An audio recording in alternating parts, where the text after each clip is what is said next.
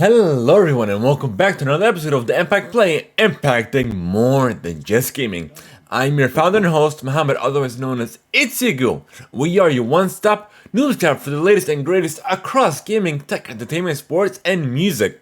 Plus, we are amplifying voices from those respective fields and having their stories told here on the Impact Play. You can join us and record the show live over at twitch.tv/the and by clicking on the notification bell so you will be notified when we do go live, or later on YouTube, or even on your favorite podcast platform. Just simply search for the Impact Play. However you consume our content, wherever you consume it, we are there. Your support keeps the lights running and keeps the content rolling. You can support us over at anchor.fm/the/support or via Patreon. Server Recruits and above get the show ad free. Go to Recruits and above, have exclusive access to not only the post show, but they can even call in to be a part of the live show experience, plus early access and so much more. Learn more and become a Patreon supporter today at patreon.com/the/Play. Or even by using our creator code THEIMPACTPLAY. So we are an Epic partner. So with every purchase you make within the Epic store, when you use that creator code, we do get a commission to help support the show, further elevate it to take us to newer heights and no extra cost to you. It's just one of the many ways you can support us. You can support us here at the Impact Play. Alrighty folks, welcome to our Day 3 coverage of Momocon, episode 170 from Momocon 2022. So on this episode, we have a whole bunch of interviews. It was a press-style interview throughout a multitude of guests, ranging from Brett Iwan, the original voice of Mickey Mouse, to Jeff Ramsey, and even Jeremy Dooley, which are the OGs from the early days of Rooster Teeth, to even Jen Taylor, which is the voice of Cortana for the game as well as the live action Halo TV series. So I hope you guys enjoy the interviews, and let us know your thoughts on this as well. So stay tuned and enjoy.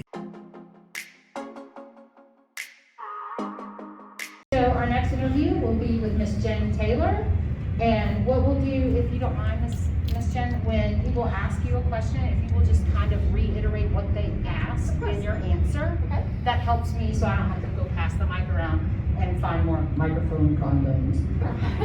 Okay, got it. Thank you. Okay, who wants to be first? Go ahead, sweetheart. As far as like something what they did for Sonic the Hedgehog, and they had the original voice actor for Tails, and for you as Cortana, and how did they approach you to do it for the series that's out? Haley. Okay, you're talking about The Halo series. how was it different from the series versus the games playing Cortana? Well, not necessarily. For as like original voice talent for the games, and then approaching gaming voices for the series. Okay, so I was the original voice for the games and the series. Right. Right. So I'm sorry, I don't know what your question is. Yeah, I'm sorry, because Master is the original voice actor for Master Chief. Yes. Was not the voice talent for Master Chief in the series. Yeah. But they approached you to be a part of the series. Yeah. So, how did that come about? Well, they actually came to me. They were partway through filming, and COVID shut everything down. So sorry. So he's asking how did it come about that I'm playing the role in the series of Cortana? And I got a call in August of 2020 asking me if I would audition, if I was interested in auditioning, and I said, of course, I'm happy. No, I've got better things to do. It's August of 2020. I've got better things. I said, of course, I'm happy to audition. So I read 6 or 7 of the scenes via Zoom, auditioned for them, filmed it with me walking around being Cortana, and then I had a callback where it was just a Zoom meeting, and I read the scenes with them, and right after that they said, great, see you in Budapest. So it was pretty quick, yeah. And as far as how different it was via the game, versus the games, it was using the same technology that I'm very familiar with, which is performance capture, right? But I'm doing performance capture on a TV show, so there's a ton of technical stuff that I'm having to deal with that I wouldn't normally. And also, nobody else I'm working with, at least me, is doing motion capture. Everybody else is live performance. So that was strange. Those technical things were strange, and an interesting challenge to try to maintain the character within those technical aspects. That was exciting and different and challenging. Next question, Mr. Mason. Speaking of challenges, in the later half of the video game series, Cortana, the character, was going through rampancy, and it has been alluded to that it was a creative decision because the creative director's own family was going through Alzheimer's and dementia. That must have been a huge challenge to present that a form of that disease in the character for the video games. What challenges did you find when you came to portray that during the role? So the question, did everybody hear the question? That's not something I knew, Mason, is your name. Mason, that's not something I knew. I just learned that from you. If that's true, that's remarkable. My own father is going through that, so that is a really remarkable thing that I just learned from you. And shocking to me that I didn't know that. What we tried to do in that moment, and what I was directed to do, was to play as many different facets and extreme sides of one's personality, and we blended them all together. So, for example, my director for those scenes in particular, her name was Chris. She's a remarkable director, female director, and she basically pushed me to explore all of these different sides. So, and you know, it's gonna sound funny when I say it here, but we were doing things like, okay, this is just straight up Cortana, right? We're just gonna do Cortana's voice reading this particular line. And now I want you to do baby Cortana, and now I want you to do wizard Cortana, and now I want you, I mean, we did as many different variations, sort of personalities, as you say, that we could come up with. Now, I mean, I think she was even like, now you're farmer Cortana. Like, we just did as many, and then they blended them all together to become one. So those takes, when she's starting to fracture, are actually like 20 different takes blended together. It was an emotional experience for me at the time, but now that I'm thinking back about it, and now that you tell me that, it's even more intense. So I'm gonna have to process that, because I didn't know that was actually happening. I apologize for you. No, Mason, don't, no, that's interesting for me to learn. Next question. Yes, Hey, Alan. my name is Alan. Alan, hi. Hey, so I know that you do other stuff besides voice acting, like stage play. Uh-huh. So like, I guess like, if you don't have a favorite out of the three, like what do you enjoy out of like those crafts, like in comparison to voice acting? What do I enjoy the different aspects of acting? Like different theater, film, voice. Yeah. They're all so different, but in the end, we're all pretending. I mean, they're all different variations of pretend, right? So it's like I'm a little kid getting to do all of them. I don't know that I have a favorite because I love aspects of each of them. I just finished doing a play, and doing a play is such a different experience in that you're telling a whole story each night, right? Or each day, that each time you do the performance. You have a full arc that you get to play in and explore and control at a certain point, you know what I mean? And when you're doing TV, or even performance capture, you're oftentimes, more so on TV, you're doing just a fraction of a scene oftentimes. You're doing a moment over and over and over again. And so it becomes a way of like diving into a moment that you don't do in theater, right? You dive into a moment and examine it almost minutely in TV or film. Which I think it becomes a skill and an art to figure out how to blend that, how to make that an arc, if that makes sense. Yeah. Those tiny moments, it's tiny fragments that you then learn to blend. And I'm not sure that I am very good at it yet. I mean, I'm hoping I'm learning to be better at that. That is a true skill, a true art, I think, that an actor has. Because my basis is theater. That's where I started, and continue to do, so. Next question. Thank you for asking. Deidre? Hi, I was wondering, what was your favorite part about working in Valve, doing the Left 4 Dead series, and voicing Zoe? What was my favorite part about doing Valve and voicing Zoe? So I came in late for Zoe. They had cast somebody else and done the whole thing and decided they wanted to go a different way. And so I was sort of late to that process. I had auditioned and they didn't like my audition, I guess. And they came back to me and said, can you try it differently? And I said, yeah, sure. And I auditioned again and they said, great, we'll take you. And so everybody else had already finished recording. And then we came back and I got to work with everybody in the room, all three of the three other guys in it. And that was fun because we don't ever get to do that. I mean, rarely. Most of the time we're by ourselves in a booth. So the most fun was actually being in the room with the other three guys and getting to play with them in a remarkable way. That was fun. That was my best experience with that, yeah. Mr. D'Angelo, you had a question? Sorry. So you played like 3 or 4 Cortanas now. How do you go about keeping the voice familiar, but while giving it its own twist to keep everyone else familiar and connected with the character? Wow, Yeah.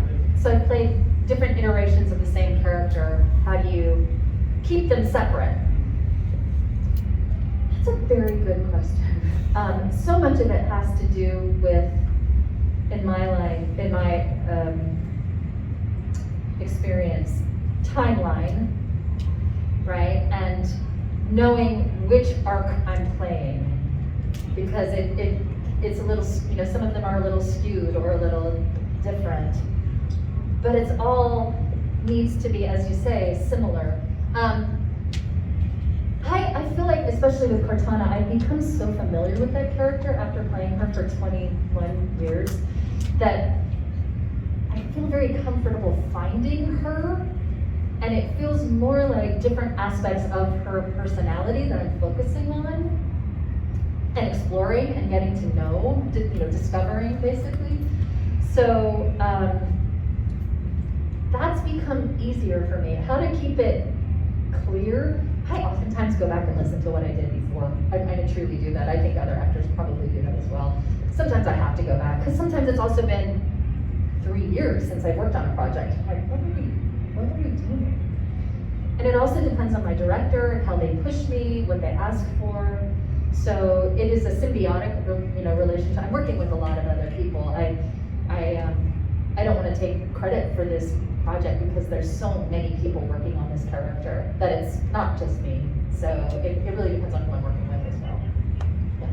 Okay, I think do we have time for one more? Okay, then Mr. Mason, you may be the last question, sir. So focusing exactly on that point, you have been working with the voice actor of Master Chief for so long, and your partnership has gone through so highs and lows as far as the characters. Right. And you guys have done this for a while. It was remarked that with Halo Infinite, he added a more mature, wiser inflection with that character to reflect that. But how has the chances been with working with such a partner, in a good way, for so long and developing these characters for 20 years? Yeah. How's it been working with Steve Downs, who plays the Master Chief, and developing these characters over time? It's interesting, we didn't know each other. We had never met until 10 years into this process. After Halo 3 came out, there was a celebration at the 10-year anniversary, so it was 2011. And he likes to joke about this because I just walked right up and gave him the biggest bear hug in the world, because I felt like you are the only other person on the planet who understands the journey that I've been working on. Halo 4 is the only project that we worked on together, actually in the booth together. The motion capture had already been done, and so we came in to basically voice over the motion capture actors' performances, to do ADR, if you will, for them. And so we got to be together in the room, and that was a remarkable experience. And I think that I personally, when I watch Halo 4, the cutscenes, I can feel that connected, energy. For 5 and for Halo Infinite, we haven't gotten to work together. I work with a man named Bruce Thomas, who does the motion capture for Chief, and then Steve comes in and works on it after that. So I think he gets to hear what I do, but I don't get to hear what he does until after the movie. So a lot of that has to do with editing. It also has to do with us knowing each other so well because we've gotten really to know each other doing conventions together. Honestly, just hanging out, and that's how our relationship has grown. And I imagine that is reflected because I know what Steve's gonna do. Isn't that silly? But I feel like I do, and I'm sure he feels the same way. Like, oh, Jen's gonna, okay. Because we have become so tight. But we're not working in the same room. So it's a lot of guesswork, I think, at this point. We was with Mr. Fred Tatasciore, and who would like to go first? Mr. Allen? Oh, you want to go first? Go ahead, sir.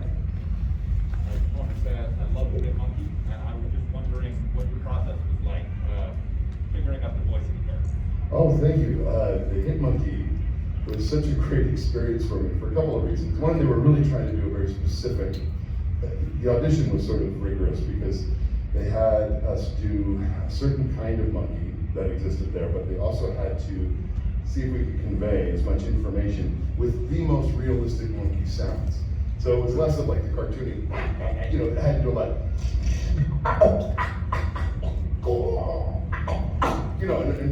and I had to listen to a lot of monkey sounds to try to get that particular thing going. We had callbacks. It was like it was really an interesting process. Then doing it was we just went and did every possible perambulation, any kind of thing we could do to fill. I would see the storyboards, I'd read the script, I'd see the storyboards, and really I would be following the animatic, which is just an animated storyboard, and we would try to fill in as much as we could, give it as much emotive thing, and as you know, or may not know, Hit Monkey, it's a very sad story for him. And so I was playing it as serious as I could, because that's what they wanted, right? I didn't get to play with Jason Sudeikis. I didn't know how funny this was gonna be. I really didn't. I mean, I knew the scene, I knew the story, but I didn't really get all the ad libs, I didn't get all the stuff. I knew the premise, obviously, but I didn't know just how funny and how far it was gonna go, because I'm playing the seriousness of it all. So I didn't appreciate it all until I saw it. I was like, oh my gosh, this is so hilarious, So that was a big part of the process. But it was for me, it was trying to get some emotions that a monkey could have, realistically. And yes, there's humor and stuff, but I had to try to play it as somber, as realistically as possible. Which was an interesting thing, without being too cartoony. As a zoologist, I just want to tell you, I really appreciated that. Hey. I get very annoyed when people make chimpanzee noises for monkeys. Oh, I really appreciate that. Thank you. That means a lot. It means a lot to me. Thank you, Jerry. No, can't comment Hey, my name's Alan. Hey, Alan. So, I know you play people like Hulk and Beast. I was wondering, since these are kind of very stoic and aggressive characters. Yes. How much would that reflect your personality? That's a good question. I mean, as an actor, you're always bringing yourself in at some part of it. There's always a truth in it that you're bringing that it may be a part of you. I was just joking about how I'm the opposite of so many characters that I play, because it's usually like, I will now destroy you. It's all these horror, I'm rather just a squishy duck, in reality. Hulk was near and dear to my heart.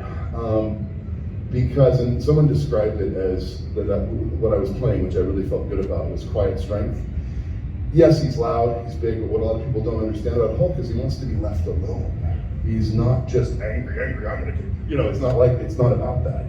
He just gets getting thrown in these situations where he's being used, abused, and doesn't take it slightly. So for me, yeah, I call on that part of me.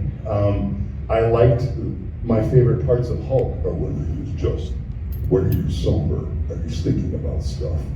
I don't need this anymore. I am a monster, I know. I love that part, and that connects to me. And the rest is just the way Hulk's had many different, in the comics, there's sometimes he's bad, most of the time he's always a superhero, which he is. We played it always superhero. We had to have him be a good guy. So he's truly protecting the innocent. And, you know, and if he sees anyone in trouble, then he just goes for it. You know, even though in the beginning he's savage, but he's still Banner at the end of the day. You know, he's a good guy. And so I felt I connected. So yeah, a lot of those things I do, I can connect on the darker level of that. Yeah, side note, I ask people if I was in Avengers, who I would be, and everyone said Hulk. So to me, You understand? as a voice of the Hulk, it's super cool. Oh, it's nice I thing too. had a Marvel shirt with Hulk on it yesterday. Yeah. I should have worn it. That's all right, man. You got tomorrow. Yeah. But I better see you with it. No, just kidding. No, but that's cool. Yeah, Banner is great, and remember it's Banner Hulk, so it's That's right. really interesting. That's the whole study. Yeah. I know. I always joked about it because I play Hulk, Beast, and Thing, and I was like, Beast is kind of who I want to be. You know, like so classy and so, you know what I mean. But like at the end of the day, like, no, I think I'm really Hulk. But yeah. Yeah, thanks so much. Oh, thank you, and thanks for your kind words. Yes, sir. Hey. Hi. It's like my friend Alan. What got you the role to doing the Hulk? And also, did you do Crash Bandicoot as well too? No, I didn't. Well, for Hulk, I got into, like anything, I auditioned. I've been a fan for Hulk for years, you know, since I was a kid. And so it's been pretty much a straight audition. Actually, I was auditioning for Thor, of all things, you know, and they heard me, and the guy brought out this thing and said, you should be reading for this. I was like, yeah, oh wow, Hulk, yeah, any day, you know? And so that's kind of where, I think I had done a video game once before, you know, and then I auditioned for that, and then that turned into the Hulk versus series, and then that got into Mightiest Heroes, and then the Avengers, you know, Hulk and the Agents of Smash and all that stuff. So again, I've been very fortunate to be able to stay in those green feet for a long time. You know, I mean, there are Hulks before me, there'll be Hulks after me. It's just one of those iconic characters, but I've been really happy to be able to have done that. Yeah. Next question, speaker? I don't even know. No, you can do whatever you want. Oh, okay. So you voiced like a plethora of characters in regular show. It's a very adult, it's got a lot of adult humor, but it's a kid's show still. But I just wanted to know, what was a reading that you probably had in the script that really made you say, Oh, there's so many. Oh wait, by the way, you look amazing. Wow. Well, I loved playing the president and like the Russian leaders who were just completely clueless of everything. I mean, absolutely clueless. I would say the majority of, I think I played Father Time. That was really weird. You know, like there's a lot of weird stuff we did, and I loved it. I loved how that show was. I love that they call it the regular show, but it was probably one of my favorite experiences. We just did everything so strangely, you know. And I played the ghost father. You know, like there was just yeah. So I would say there was a lot of WTFs almost every time. Truly. that's pretty on brand. It was great, and I loved that they played it so like we were all crazy as the guests, but they kind of had a straight read what they were doing in life. You know what I mean? Like the two of them, you know, in the regular show. I love that their responses were kind of normal. You know what I mean? But like everything else was just completely upside down. Yeah. So that was there's a few. Thank you. Any other questions? I hope. Oh, wait, can I let Mr. Muhammad ask? No worries. And then you be next. Hello, Mohammed from the Impact Play. If you could roll back the clock and contact your younger self, what pieces of advice would you give yourself and why? Okay, hold on. He's using a flip phone. Hello? Hey, Brett, me. Oh, hey man, what's up? Oh yeah, hey, I just want you to study as much as you can. Oh, I'm doing that. Okay, and yeah, you know, do a little more improv, go into like UC, you know, B programs, and you know, I know you were doing a lot more of that. Keep doing your live show. Oh, okay, I'll do that, but it's really hard, I'm really busy. Doesn't matter, man, just keep going. And try to save as much as your artwork and keep going with the animation. Oh, okay, man, see you later. Yeah, okay. Hello? Anyway, that's Thank kind you. of, that's sort of what I do. Thank you, appreciate it. Sure. Awesome, you, sir. Would you be interested in returning to voice Monkey in a second season of the show or in the MCU? When? I would totally, are you kidding? I would love that. That's what I like to hear. Oh my God, yes, yes, yes, yes, Y-E-S, yes. I mean.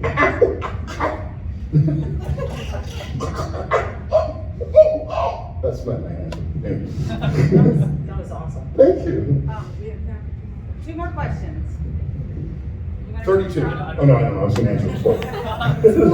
It's 42. 42, damn it. You're close. I'll help you with your math. Thank you, I'm not good at the math. Okay, Oh, yeah. so shapes, I do shapes. Since you did both Family Guy and American Dad. Yes. So what if you had to choose, what show do you think is funny? Oh, don't do that. Or No, what do you like out of both? Okay, I'll tell you actually Yeah. what, that's actually a great question. Thank you. No, I can't say you which is funnier, because here's why. They're two interestingly different types of approach to humor, written by or started by the same group of people. I would say Family Guy is by far the funniest in terms of rapid fire humor, because within one job, like I'll play like utility player, so I'm Bono, Mark Twain in a toilet, and a cop, in a show.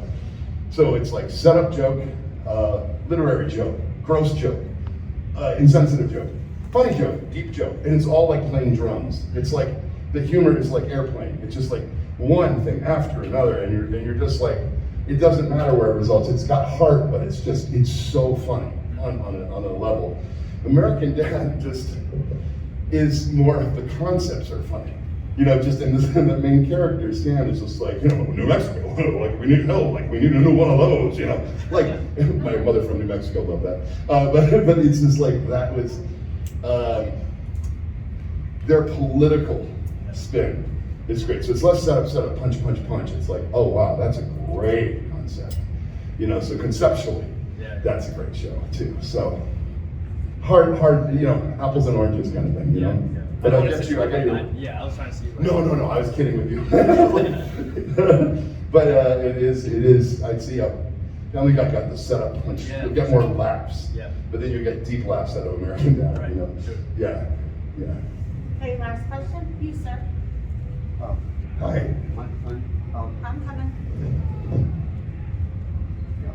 We're broadcasters, Keith Duncan with U.S. Press Association. Hi. If you had the capacity, would you ever start up your own storyline and create your own character group? Most definitely. Yeah. I always try to write. I love writing. I'm an animator as well. Good. I'm with a group called National Speakers Association. We're the most powerful group of keynote speakers, and we're looking for people to actually help humanity move forward instead of backwards. Okay. We've got rid of the chimpanzees that are running the government. Oh, wait, you're talking to Hit Monkey though. Be very careful. Yes, of course. Yeah. Mr. Thank you. Smith, do you have time to? Someone else? 42. Yeah, you did this time. Okay, Good sorry. job. Thank you. Okay, so I have one that I do because Mr. Mason isn't asking it anymore for some reason. That's Mr. Mason back there. Hey, Mr. Mason, you're not asking the question. Mr. Mason likes me to ask if, what advice you have for people who are getting into the voice acting game, and what's the best options to go forward with that? The best thing is acting. Study, do acting, go to theater. Learn your improv, learn your music, learn your singing is really good. Singing and improv, learn your classical theater. I know you don't have to do this, by the way. There are people who never did any and they are complete successes and they're amazing. But in terms of knowledge and staying in the business, it really helps to know how to work with language, learn your dialects. It's how to build a character and how to know the tone of the piece and how your character functions in this particular piece. That's a lot of training. Then you can do microphone and voice techniques, because not everybody has to be utility. You could have just one voice and be the most amazing voice actor. I mean, it doesn't matter, but some people it helps to have a range and do different voices. And one day you're talking like this, and you're talking like that, and it's like that's okay. But I would say acting first, and then record yourself. Hear how your voice prints on tape. Or tape. Yeah. Back in my day, we recorded on penny whistles. No, but we gave the Kaiser what for. So we can I would just definitely hear how you sound. Hear your own voice. Read out loud. Record yourself reading, and just get used to it. You know, that would be a starter. And then take classes if you can. Check out D. Bradley Baker's website. It's amazing. There's a lot of great resources out there to check out. Definitely. Showing Momocon lately. Yeah, doing great. It's fantastic. Every time I come here, it's great. So this is your second time, or? I've been attending Momocon as an attendee, as a con goer for almost 6 years, I think. I skipped a couple because I was in LA and I had work to do. But yeah, I know this place well. That's great. Yeah. Usually say, you know, And Malik, you all had introduced him and then go ahead and start getting questions from our press here now. So we are on Momocon, and our guest is Mr. Jonas Scott. hi, hey guys. And then, of course, as you all know, it's going to be round robin style. So raise your hand if you have a question. Malik will point you out and definitely ask your question. And Mr. Scott, if you could, when you respond, could you repeat the question for those that may not hear you Sure. as you answer? Yeah, of course. Okay, you. Hi. Do you think that people said more for your character Tatsu when they had the house husband or Lego sheep? Okay, so the question was, do you think people sit more for Lego Sheep or Tatsu? And I think it's probably Lego Sheep because Lego Sheep has the whole furry community behind it, which is like 10,000, 50,000 people, something like that. It's massive. But Tatsu has house moms that sit after him because my girlfriend's mom absolutely loves Tatsu, and I wish I could get that approval. Me personally, John, that'd be nice. I think it's a 50-50 split, but leaning more in Lego Sheep's favor. Thank you for the question. Okay. Right, Dragon? As far as speaking of B-Star and like going into it, watching it on Netflix, I immediately thought of Zootopia, and I'm just curious when it was like, I don't know if you had the audition or whatnot, but how it was sold to you for as what how B-Stars was sold to me as an actor. Right. Yeah, okay. I am a fan. I'm a huge weeb. I love anime. I love video games. I consume everything that I produce as well. So I knew what it was going in. I read the manga. I had seen portions of the show in some ways before I came to the United States. I knew what I was getting into. I knew it was a big deal. I didn't know how big a deal it was. I did think it was an anime. I loved it. It was really good. But I didn't know how important and special it was to a lot of people. And the furry community has been very, very good to me, very kind to me, and I try and reciprocate that in every way. But I was in no way surprised. I was in no way taken off guard. I knew going in that it was going to deal with some sexual themes. It was going to deal with some heavier stuff, you know, depression, anxiety, growing up. It's a building Roman of sorts. And yeah, I was excited, if anything, to get started. A little nervous because it was my first role, my first like major protagonist role. But I think we knocked it out of the park, and we're not even done yet. So Season 3? There's a soft confirm on season 3. That's been confirmed, yeah. But we don't know when that's going to happen. And in my opinion, Jonas Scott, me, not speculating, not giving you any like scoops or anything, but this is just me as a fan. I think they may be doing 24 episodes as a third season because, just based on time, they have spent almost twice as long as they have on this season than they did the second season, and the second season was made during COVID. So, you know, COVID restrictions are lightening up, the company's spending a lot more time on it. There is, in my opinion, if you know the story, there's a lot to cram into season 3, so they'll probably do 2 core seasons. Don't know that. Could just be 12 episodes and we could be done. Or it could be 12 episodes and we're like, just kidding, there's a 4th season. We don't know. But yeah, that's, I love research so much. Question, thanks. You in the back? Yeah. So Momocon is going to be dialogue questions. Sure, yeah. So I just beat the game like a couple weeks ago. Cool. The first one, right? Did you think that was going to end like that, or do you think in between time they was going to find a cure to cure all the zombies? I think a lot of Techland's focus, they're a very traditionalist game company in that they focus a lot on gameplay elements and interactivity and how those elements work together. And I feel like the first game excels in that. The way that the first game ended in this nebulous kind of DLC, like we don't really know what happened, but I have been told canonically by the developers that Crane does die in the end.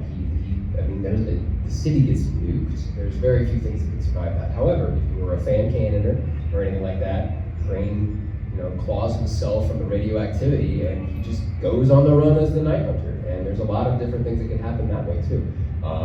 But I do think Crane is dead, but that doesn't mean they can't like force ghost him or something crazy like that. Techland's done some crazier things.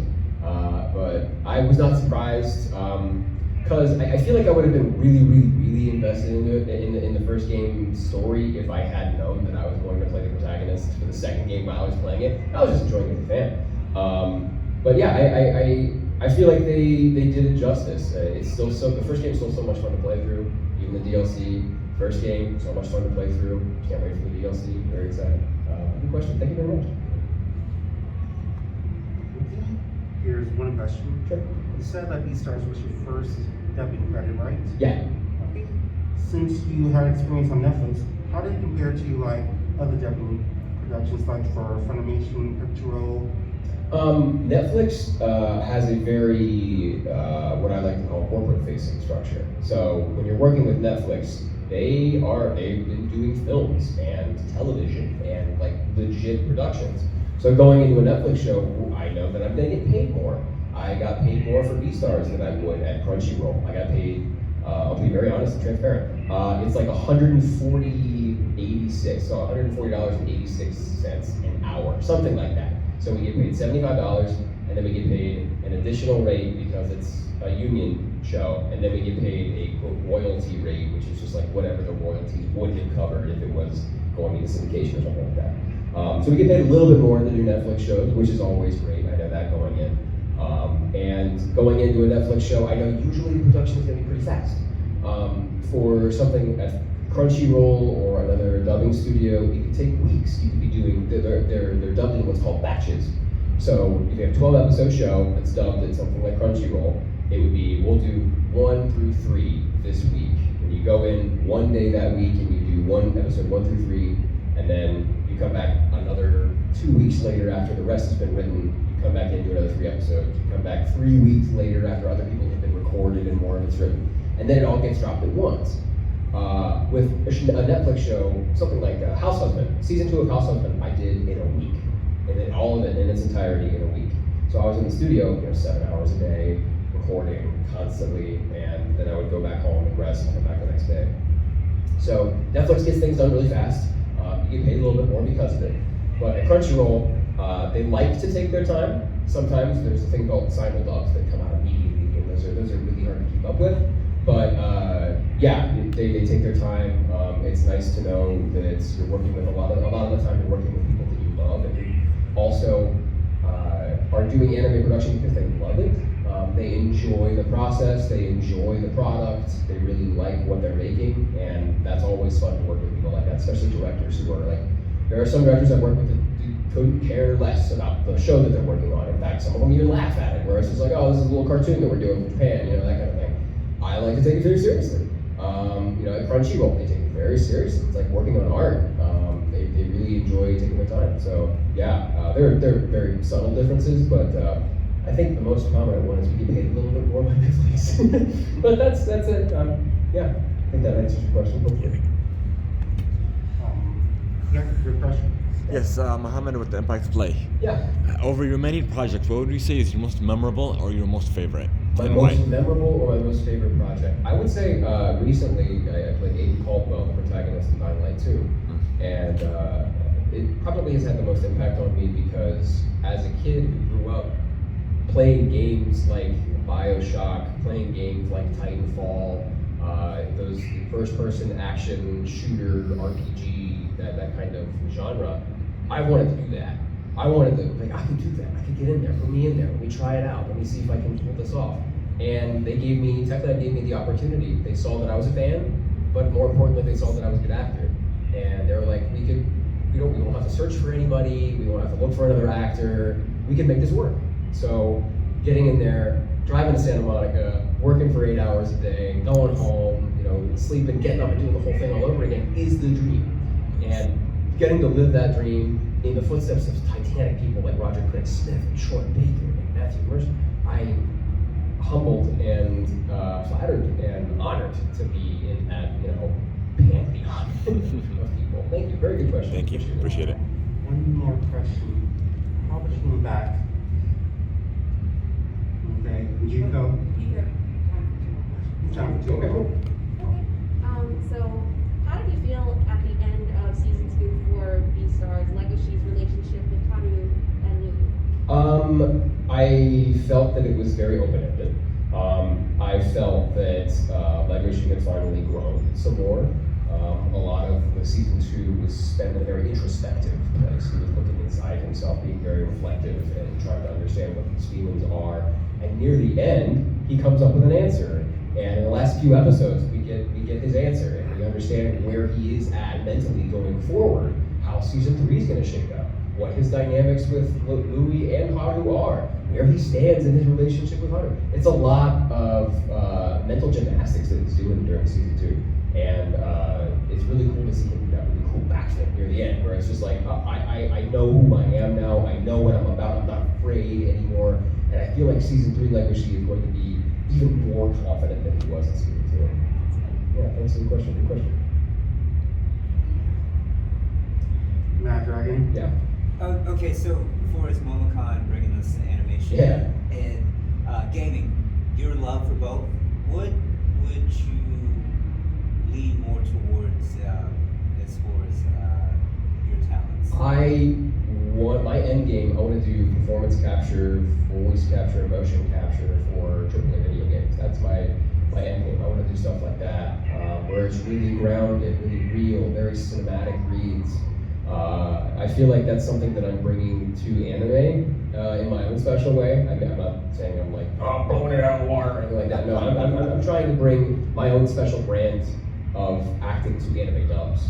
I feel like I'm doing a pretty good job so far. A lot of people hire me because of the way that I perform those and because of how intimate and like serious I make a lot of my roles. But yeah, it's I would lean more towards video games, I guess, than animation. But I wouldn't stop doing anime or animation ever. I would want to try and do both at the same time as long as I can.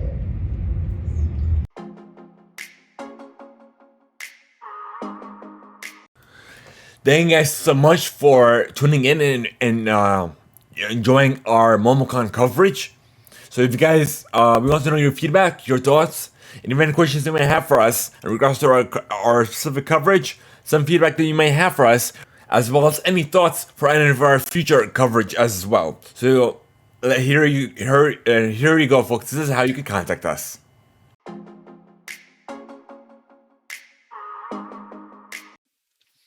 We want to know your thoughts, your feedback, even any questions you might have for us by sending us a read email on our Discord server, leaving a voice note over at england.fm, /THEIMPACTPLAY, or even by sending us an email to reademail@theimpactplay.com.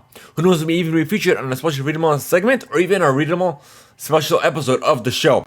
So thank you guys so much for making us a part of your day. If you wish to join our community server over on Discord, be sure to enter exclamation Discord in chat now. Guys, we're trying to unlock subs over on Twitch and we need your help. So Twitch is only one that is the only goal that has been straying away from us, and is the only one that has been so hard to overcome. So help us overcome this obstacle that has been straying away from us for a while now by giving us a follow on Twitch. Hit the notification bell and just lurk a few months because every little bit helps us. Thank you guys so much. Leave us a review and just a rating on your favorite platform. Have a good one, and until next time, folks.